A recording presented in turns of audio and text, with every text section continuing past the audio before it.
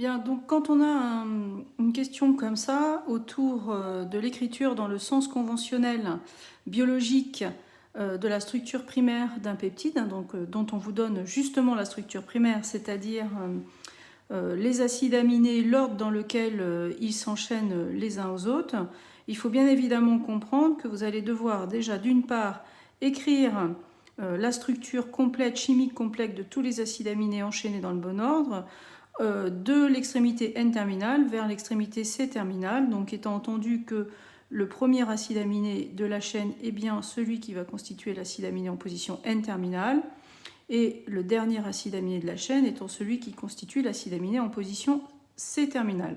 Donc on va commencer à écrire l'acide aminé de lettre E, l'enchaîner au D, l'enchaîner au V, l'enchaîner au S, puis l'enchaîner à G et terminer par K.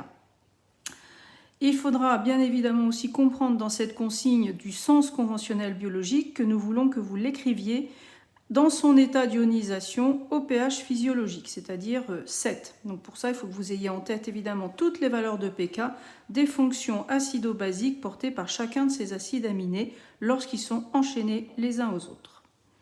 Donc la première chose à faire, c'est d'identifier chaque acide aminé et d'avoir en tête quel sera son état d'ionisation à pH physiologique. Donc ici, vous avez la lettre E qui est le code une lettre de l'acide glutamique, le D qui est l'acide aspartique, le V qui est la valine, le S qui est la sérine et le G qui représente la glycine et enfin le K qui représente l'acide aminé lysine. Donc pour pouvoir rapidement repérer les états d'ionisation et donc les couples acido-basiques présents sur la molécule, il vous faut écrire sur votre feuille donc de nouveau la séquence du peptide et puis assez rapidement donc se dire l'acide glutamique c'est le premier, donc là je vais avoir un couple acido-basique qui va être soit NH2 NH3+. Je sais aussi qu'il y a sur la chaîne latérale, même si je n'écris pas la structure de la chaîne latérale de façon complète, je me moque, je ne fais ressortir que le couple acido-basique. Je sais aussi que j'ai un couple acido-basique qui va être de ce type-là, fonction carboxylique, COH-CO-. L'acide aminé suivant, on sait aussi que sur sa chaîne latérale, on a un couple du style COH-COO-, que la valine, il n'y a pas de chaîne latérale, il n'y a pas de couple acido-basique sur la chaîne latérale de la valine, il n'y a pas de couple acido-basique sur la chaîne latérale de la sérine, il n'y en a pas non plus sur la glycine. Par contre, sur la lysine, on sait qu'il y a une chaîne latérale, il y a 4CH2 et on va terminer par quelque chose qui va être du style NH3+, NH2. Donc évidemment, je ne fais ressortir que les couples acido-basiques et je n'oublie pas que ça va se terminer par une fonction, une extrémité C terminale représentée par le couple acido-basique COH-CO-.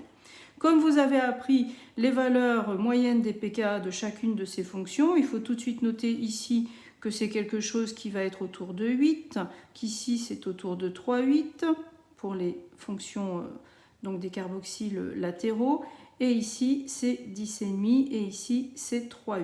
Donc ce qui vous permet assez rapidement de vous imaginer quelle va être la forme donc de ces couples acido-basiques qu'il va vous falloir choisir en fonction donc du pH de consigne qui est le pH 7. Donc là vous pouvez effectivement tout de suite en prenant un crayon de couleur par exemple de vous dire bon, est-ce que sur ce couple acido-basique qu'est-ce qui va prédominer? Est-ce que ça va être sa forme basse conjuguée ou est-ce que ça va être sa forme acide? Et là, bon, je le rappelle uniquement pour celui-ci, je ne le ferai pas pour chacun des couples. Vous pouvez très rapidement dessiner le diagramme de prédominance des espèces de ce couple, donc avec son pK qui est de 8 ici. Si le pH est inférieur au pK moins 1, donc ici vous allez avoir une forme qui sera prédominante sous sa forme NH3+, pH supérieur au pK plus 1, donc on va avoir une forme NH2. D'accord ? Le pH 7 se trouve évidemment dans cette zone, donc vous allez avoir à choisir NH3+. Et ça, vous pouvez tracer autant de diagrammes de prédominance que vous avez de couple acido-basique si c'est nécessaire et si vous avez besoin de le faire, il ne faut pas hésiter. Donc là, je sais que c'est celui-ci qui va être la forme à pH 7 de ce couple acido-basique. Je sais que ça va être celui-ci, celui-ci, celui-ci et donc celui-ci pour le C terminal. Et donc après, une fois qu'on a fait ça, on peut passer à réellement la question, donc c'est-à-dire écrire. la structure chimique complète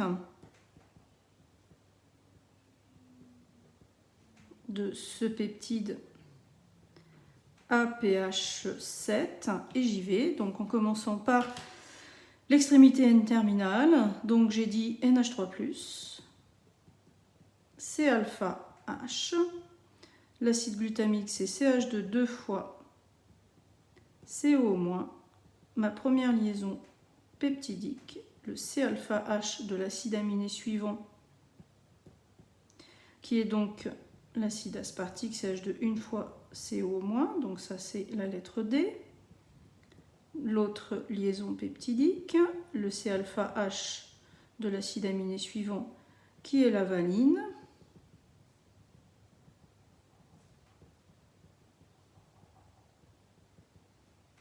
Le C-alpha H de l'acide aminé suivant, qui est la sérine, S.